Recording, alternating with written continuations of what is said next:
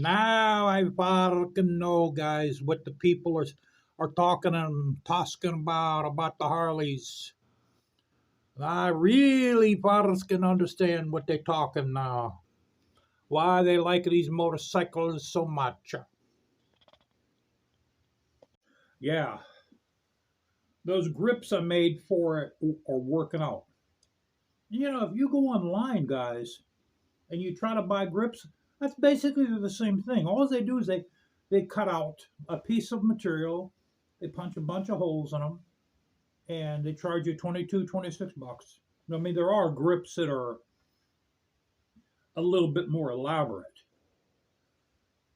but you know, the standard grip covers, that's basically all they are. They're like the ones I made, but they're working out. They're not sliding off. I took this to work last night. Yeah, I took it to work. I think it was Monday night, and my hands didn't go numb at all. So I love the motorcycle, guys. It's easy to shift. You know, it's easy to maneuver. It's easy to turn. Everything's right about it. The hell is I going to talk about here?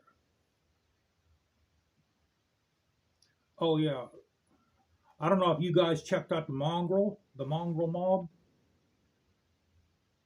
Like I said, they're out of New Zealand. They're islanders, and the correct club name is the Mongrel Mobsters. And I think on the back of the backs of their jackets and vests they have the Mongrel Mob, and there's like a bulldog in the middle. And the club colors are huge. The entire back of their jacket is their flag, and their faces, man, their entire.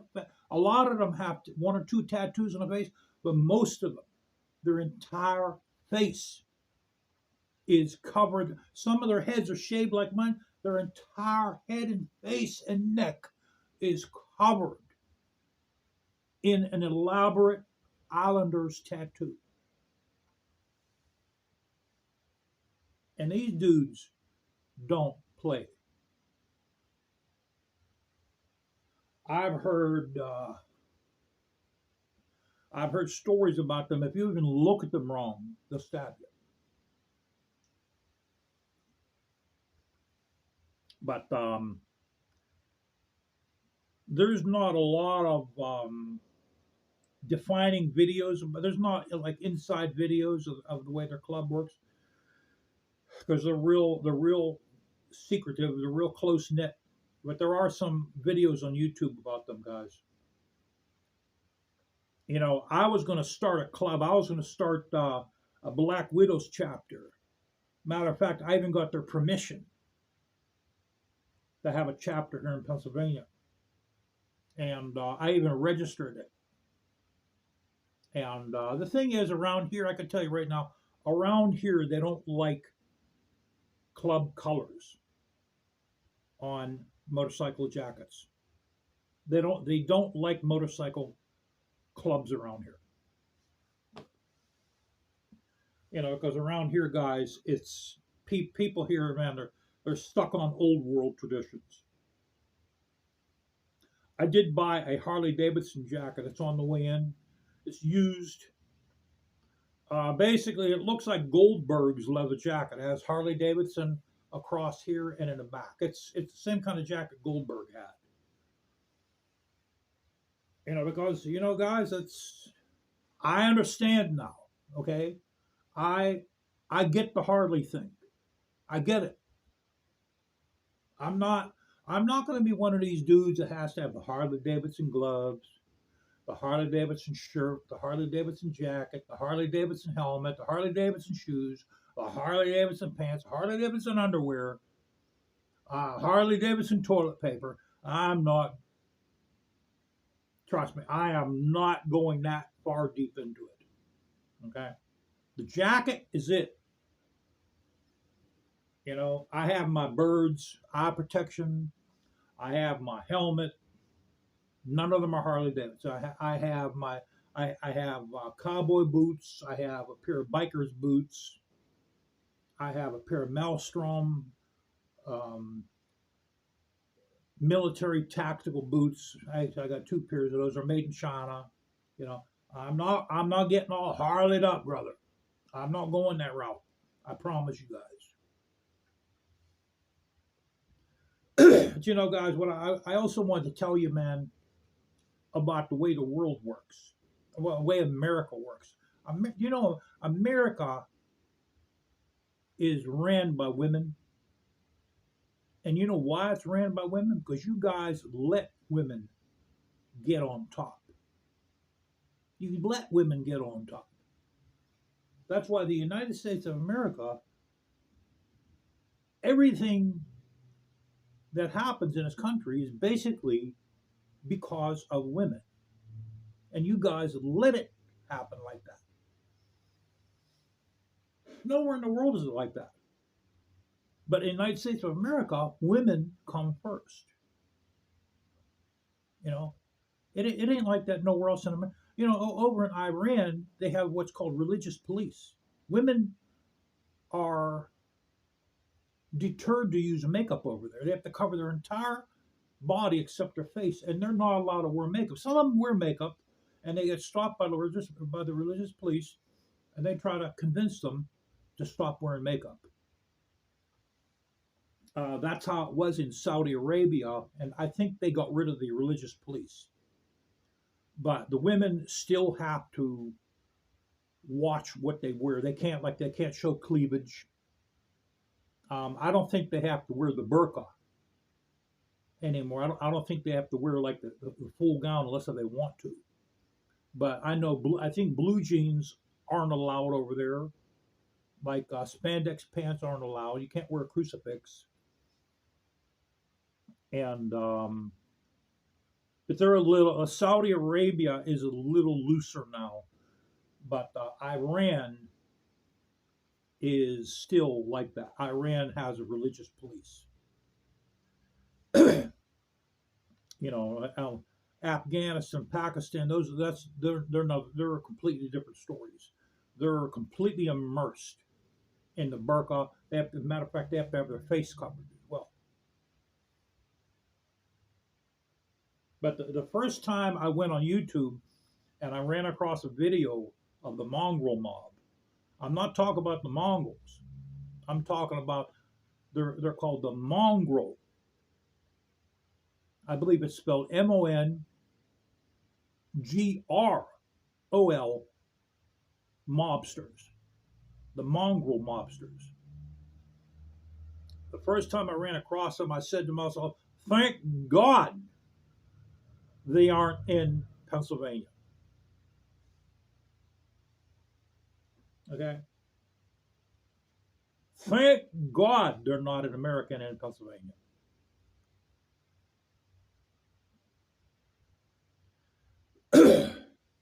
That's all I can say. I mean, they're not crazy. They're intense. That's a respectable way of saying it. They are, you know, because no motorcycle club is crazy. But the mongrel mob, brother, they are intense. Times 10. You know, because my father, he was in a small motorcycle club, a small riding club, and they were completely off the chain, guys. They used to get in shootouts just for the hell of it. They used to get in shootouts with other clubs just to get into shootout with other clubs. That just absolutely no reason whatsoever. They used to get in fights. They used to start fights just for no reason whatsoever, just to start a fight. And because these guys they came out of World War II, and they were just basically all revved up from that, from combat, and I don't know what it's like because I was never in the military, let alone combat. So I can only speculate.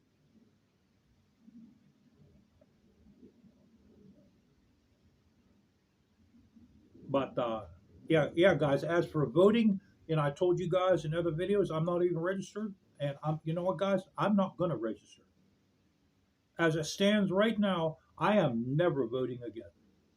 After all this crap that just went on, you blame me? You see, the way I think is, why do I have to register to vote? If you want to vote, you should just be able to go vote. Why do I have to register?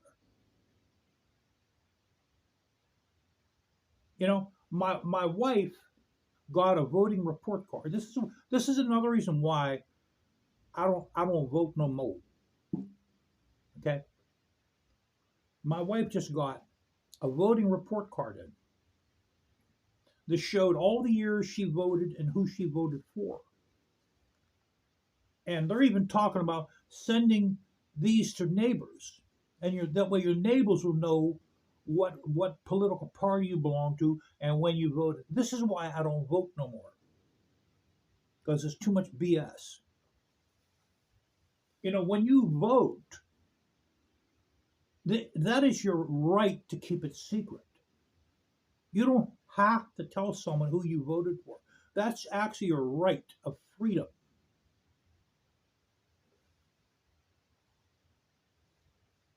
The way I believe is, you shouldn't have to register to go vote. You should be able to just get up and go down there and vote. That's how it should be. If there's true freedom. But there ain't true freedom no more.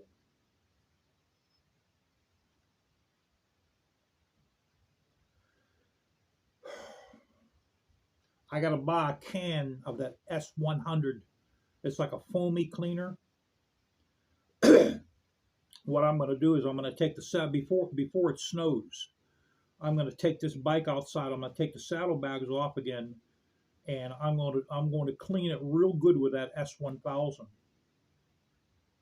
and my pressure washer. And then we'll get the air compressor. I will blow it off the air compressor. By the way, my inspection sticker, is good till October of 2025. So that's cool too. But I love the motorcycle, guys. It's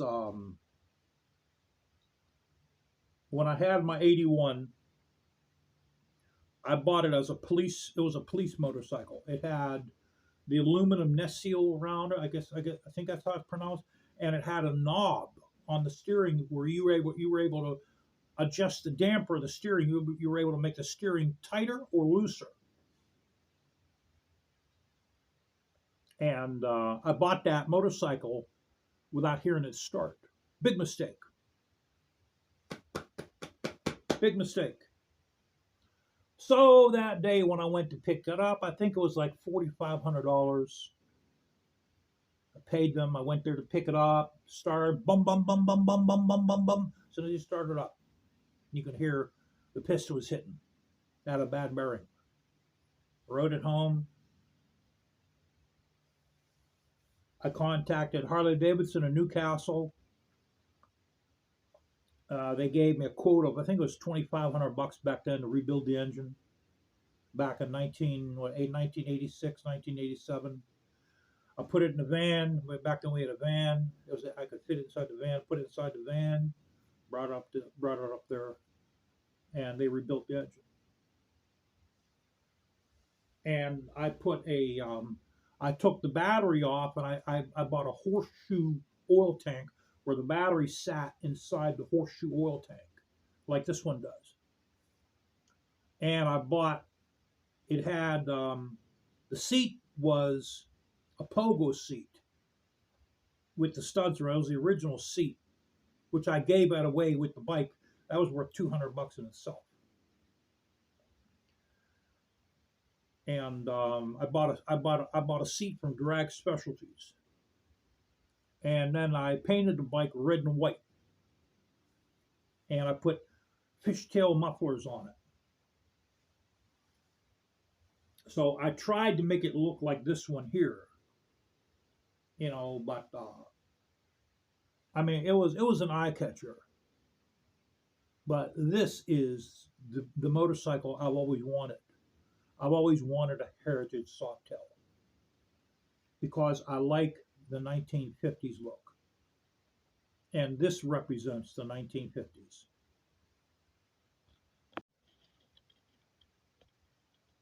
This represents the 1950s, guys.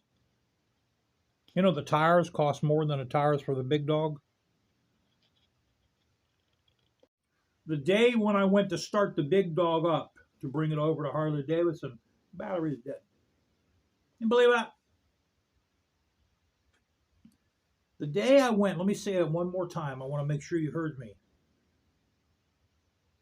And I had the bike on a trickle charge overnight. So I went to start it up in the morning.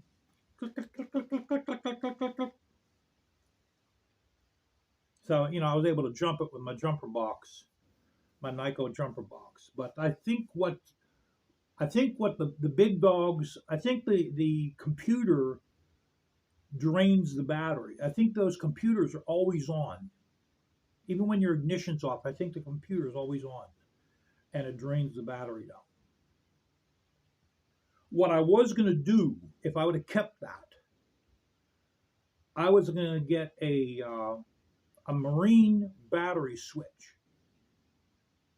They're about that big and they're chrome. They're all chromed up, and you turn it, and what that does is that intercepts the line coming from the front. That intercepts either your negative or your positive line. I think you have to put those on a negative, if I'm not mistaken.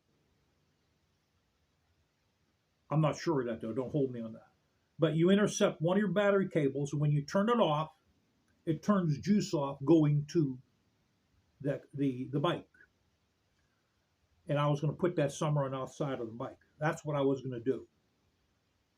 Because I always knew that computer drained that battery on a big dog. So yeah, these tires, these white wall tires are Dunlops. They go for something like $260, $280 each.